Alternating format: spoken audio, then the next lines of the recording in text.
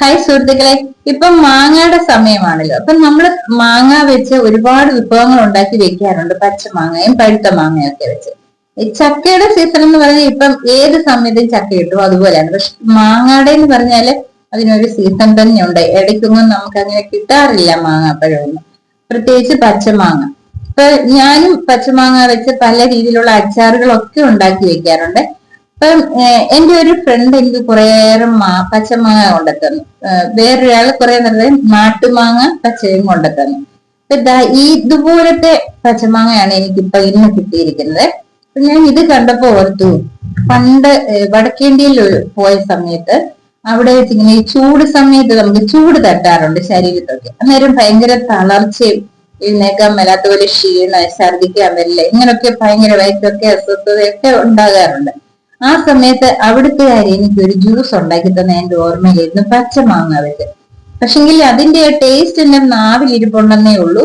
അത് എന്തൊക്കെയായിരുന്നു ഇൻഗ്രീഡിയൻസ് അതിനകത്ത് ചേർത്തെന്നുള്ളത് എനിക്കൊരു ഓർമ്മയുമില്ല.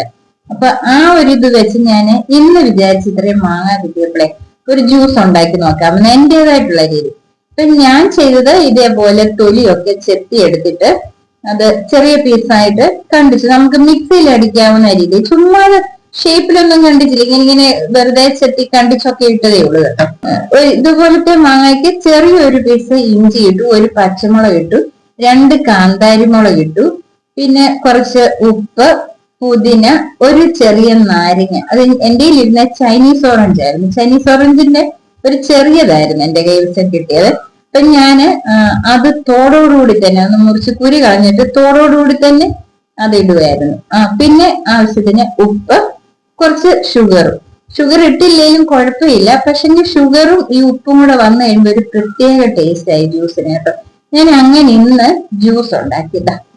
ഞാൻ 2 പ്രാവശ്യം ഈ ജ്യൂസ് ഉണ്ടാക്കി കേട്ടോ. ഇവിടെ വന്ന ആൾക്കാർക്കൊക്കെ ഞാൻ കുടിക്കാൻ കൊടുത്തു. അവർക്ക് എല്ലാവർക്കും ഇഷ്ടപ്പെട്ടത്. കാര്യം ഇതിന്റെ ഒരു പ്രത്യേക ഒരു ടേസ്റ്റ് ആണ്. പ്രത്യേകിച്ച് ഈ മാങ്ങ എന്ന് പറഞ്ഞാൽ ഇതിന് നല്ലൊരു പൊടിയുള്ള പോലത്തെ നല്ലൊരു മാങ്ങ ആയിരുന്നു കേട്ടോ. അപ്പൊ ഇതിന് അതിന്റെ ഉള്ള ഒരു പ്രത്യേക ഒരു ടേസ്റ്റുമാണ് വന്നത്. അപ്പൊ ഇതെല്ലാവർക്കും ഇഷ്ടപ്പെട്ടു. കാരണം ഇനി ഞാൻ ആദ്യം ഒന്നും ഉണ്ടാക്കി അത് തീർന്നു, രണ്ടാമത് വീണ്ടും ഉണ്ടാക്കി ഇത് ഫ്രിഡ്ജിൽ വെച്ചിരുന്നു. ഇത് ഇതുപോലെ അരിച്ചെടുത്തിട്ട് ഞാൻ എന്നിട്ട് ഇത് കുറച്ച് വെള്ളം ഒഴിച്ചെന്ന് നല്ലതുപോലെ അരിച്ചെടുത്തിട്ട് അരിപ്പ ഉണ്ടല്ലോ, നമ്മൾ വറുത്ത് കോരുമൊക്കെ ചെയ്യുന്ന ഒരു സ്റ്റീലിന്റെ ഒരു അരിപ്പയില്ലേ, ആ അരിപ്പയ്ക്കകത്ത് വെച്ചത് അരിച്ചെടുത്തു.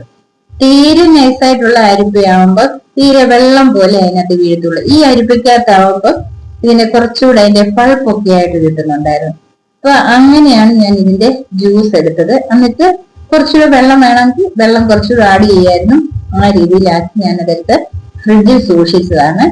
നല്ല ടേസ്റ്റ്. ഇതിന്റെ കളറ് കണ്ടോ, എന്തൊരു കളർ തന്നെയാണ് അല്ലേ.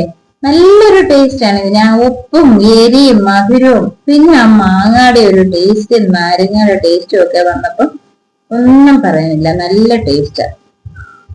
അപ്പൊ നിങ്ങള് ഇപ്പം മാങ്ങയുടെ സീസൺ ആയതുകൊണ്ട് പച്ചമാങ്ങ കിട്ടിക്കഴിയുമ്പം ഈ അച്ചാറുകളിലേക്ക് മാത്രമൊക്കെ പോകാതെ ഇതുപോലെ ജ്യൂസ് ഉണ്ടാക്കി ഈ ചൂട് സമയത്ത്, നല്ല ചൂടാണല്ലോ ഇപ്പൊ, ഈ മാങ്ങയുടെ സീസണൊക്കെ ആയിരിക്കുന്ന സമയത്ത് ഭയങ്കര ചൂടാണ്. അപ്പൊ നമുക്ക് ക്ഷീണം മാറാനായാലും നമുക്ക് ശരീരത്തിൽ ചൂടടിക്കാതിരിക്കാനായാലും ഒക്കെ നല്ലൊരു ഉത്തമ പാനീയമാണ് ഈ ഒരു മാങ്ങ ജ്യൂസ്.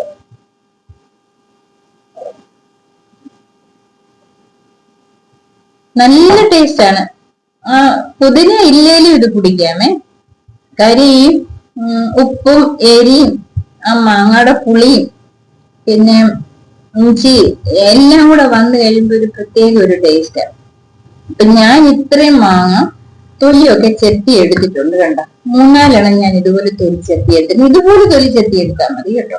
ഇത് ഞാൻ അതുപോലെ ചെറുതായിട്ടൊന്ന് കട്ട് ചെയ്തിട്ട്, നിങ്ങൾക്ക് പോളി ഒന്നും എടുക്കണം എന്നില്ല, ഞാൻ ഇങ്ങനെ ചെത്തി അങ്ങ് എടുക്കാം, എങ്ങനെ വേണമെങ്കിലും എടുക്കാം കേട്ടോ.